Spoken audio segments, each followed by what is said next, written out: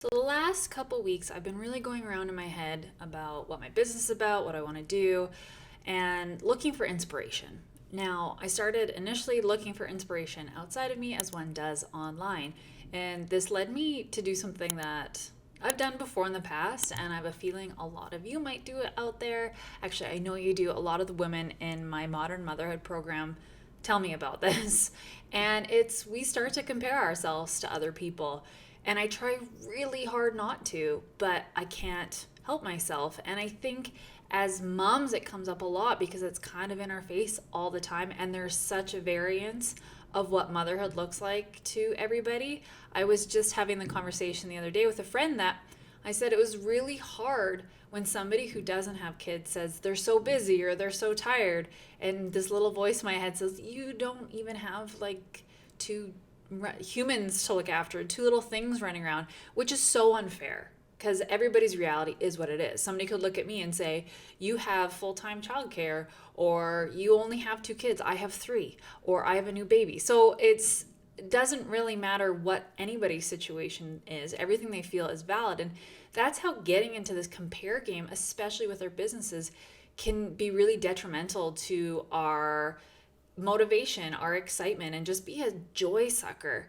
So, what I want to do in this episode is I kind of want to talk about how this comes up and what we can do to make sure that we don't let it get in the way of us continuing to move forward with the goals we have, the things that we want to create. So, I think what happens, like I said, is a lot of times we go on social media and we know this, and that's the frustrating thing is we know it's a snapshot of, it's the highlight reel. It's all the good things that are happening in somebody's life.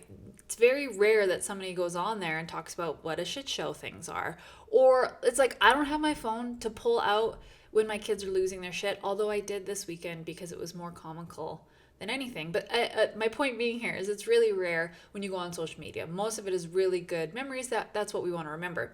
The problem is if you're not in one of those good states, you're not having a good time, it can make you feel really bad about yourself. In my business, for instance, I can go see somebody else talking about how much money they're making, or how many views their reels are getting, or how many likes they get on their photos, things like that, and then think, well, why aren't I getting the same? Or why isn't that happening for me? And we need to remember that somebody else's situation has absolutely nothing to do with us. Their success, their failures, how far they grow has absolutely zero impact into the success or failures of my business. Only I can control that. Just like only I can control what I perceive to be what my outcome is right now. And when we get down this path, a lot of times we start to overcompensate, right? Or we try to replicate what we see somebody else doing. So, we'll try and throw the big birthday parties or try to replicate that mom on Pinterest, which again is not real life. And what happens is we get burnt out, right? We say, yes, we can do this. Yes, we can do that. And we can't. And we're not doing it from a place of real joy or from what really is important to us or, what we really want. And to overcome something like this, I think there's a few things that we can do. Now, the first thing is get off social media. Okay. And this is coming from somebody whose job is to be on social media. I recently downloaded an app called Zen app, I think. Probably not right. And my screen time has gone down 47%, which is insane. Essentially, every time I go in an app, it prompts me, it says, take a deep breath. And I have to wait about 10 seconds before I can even get in there. And then once I am in there, I only get 7 minutes. So I'm really mindful of my time spent on those apps. Where before I would justify it and say, oh, I've got to work. And that's something that we do, right? Is in that compare game is we'll justify it and say, well, oh, she can do that because of this. Or, well, she doesn't have any kids. That's why she can do this. And we start to make excuses for ourselves, right? I'm not scrolling my phone. It's because it's work. No, it wasn't. I was just mindlessly scrolling. Where now I get in, I get the work I need to get done, and I get out because I know I only have 7 minutes. It's been a game changer. It's weird because I feel like I'm not in touch or I'm not showing up, but that's not true at all. My time spent on the app does not diminish how I show up for my business online. Hope that makes sense. That, right? I'm going to say it again. The time I spend on the app or I don't spend on the app doesn't diminish how I show up for my business on social media. Meaning I still show up, I still post, I still have my stories. Everything is very intentional though. And there's not this buffer time, when I get in it, waste some time scrolling, do my work, and then waste some more time just aimlessly scrolling. And I think the problem is we start to think that we have to do things a certain way or look a certain way because that's what we see happening online. So right away, if you start to feel yourself in this compare game, get off social media. Even if you don't think that's the cause, just do it. Do it as a test. Give yourself like a week or two. Get an app that limits your screen time and just see what happens. See, I find myself going on my phone, I'll pick it up and I'll go to another app because I'm just used to going into my social media apps, and it really made me aware of, I'd wait for something to load on my computer and I'd pick up my phone to fill that in between time and then end up wasting a bunch of 20 minutes had gone by. So that's my tip number one. That has been like a really big game changer for me. Now, the second thing is setting up boundaries. We've all heard this, we know about this, but a lot of us don't do it. We say yes too many times. We think we have to do things. We think our kids need to be in a million sports and activities. We think we have to show up to the play dates or, create some extravagant meal when friends are coming over. You don't have to do all those things. It's a bit of boundaries and outsourcing tasks. It's kind of all clumped in that same idea where we don't have to do all the things. We need to do the things that we enjoy doing. I think as women, we get really caught up doing things for other people. We do it naturally as being the caregivers to our children and our families. But then it starts to get, that bubble gets a little bit too big and we start worrying about all these other people and their feelings and having to show up for everybody, that we end up never showing up for ourselves, never carving out that time, overextending what we need to do. And the only person who suffers is us. At the end of the day, when we don't do these things, people are not going to be that upset.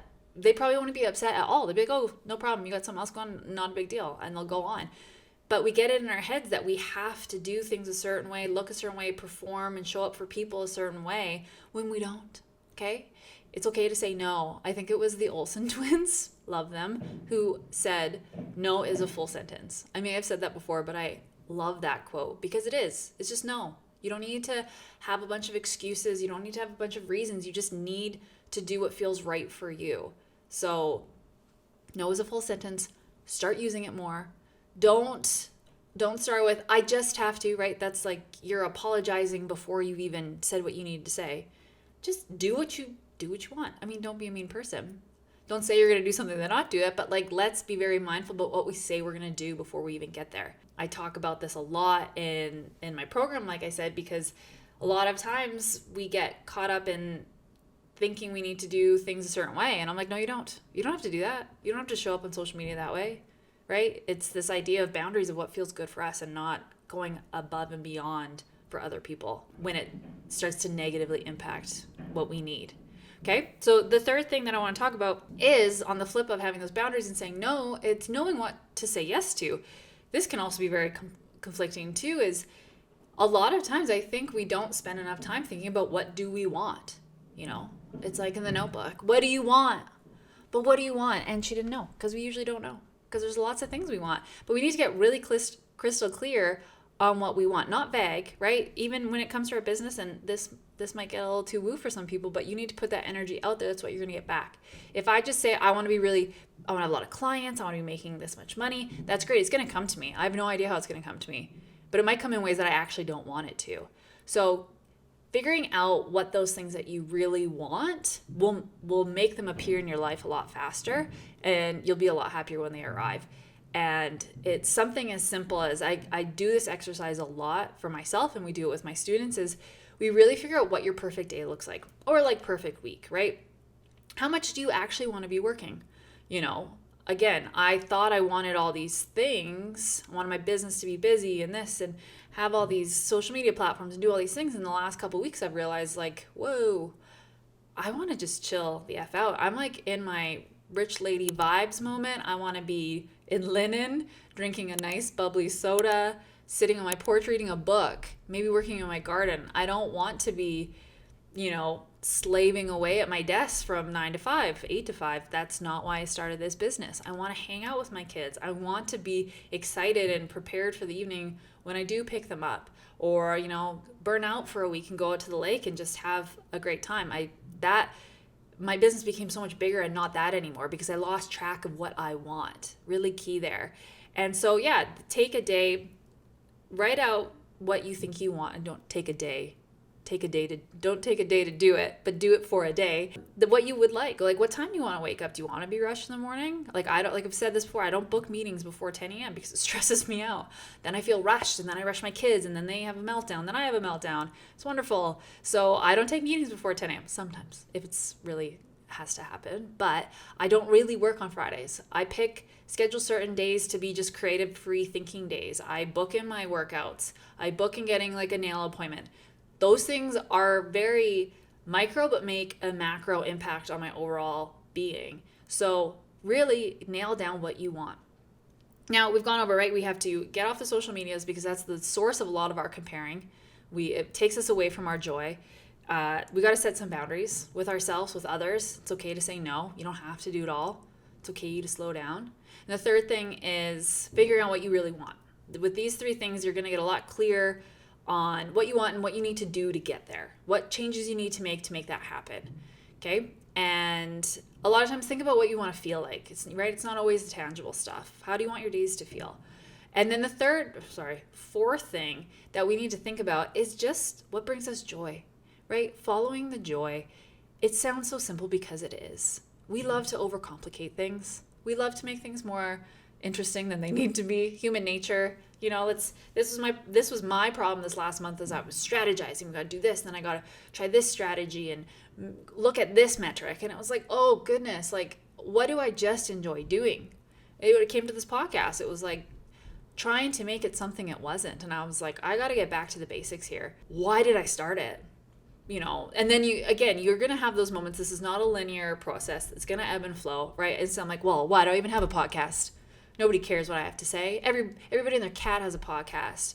And then I talk myself out of the dark hole, the pit. And, I even just now I was what if Rihanna was I'm not going to make a makeup line because there's already a bunch of makeup lines. What would have happened then? She's crushing it.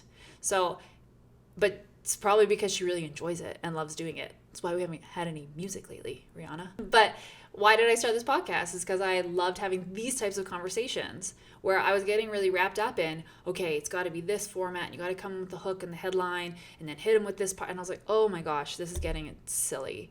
It's not why I started it, and I feel like my audience can feel that. And that's one thing I always preach to my students is you have to create from a place of joy, something that is fun. Create content that you like to consume because there's a really good chance that that's what you're going to like to create. When we get too caught up in all the things we think we should do, the joy, like I said, is just sucked right out of it. So get back to having fun. Who cares if, nobody sees it right away? Who cares if you don't get a lot of likes?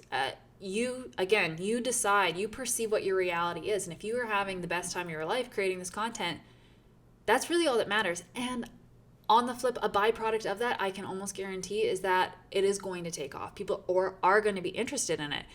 People are going to just energetically be able to tell that you are lit up about what you're talking about. And so when I even sat down to talk about this podcast, the first thing I did was I went on social media and looked at a bunch of other people for inspiration. And I was what am I doing? Nobody can do what I want to do. Why am I comparing myself? And then that's how I got here.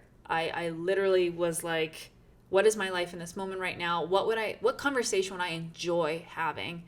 And what do I need to flush out? So those are things I want you to, when you find yourself having those moments of, feeling lesser than, comparing to others, wondering why you aren't where you think you should be. First, take a deep breath, relax those shoulders down, get off your phone, go put your feet in the grass, and start thinking about the things that you're ready to get rid of, that you need to cut out, the boundaries you need to set up, and then really think about what you want, how you want to feel, and what makes you happy, what brings joy into your life. Focus on those things.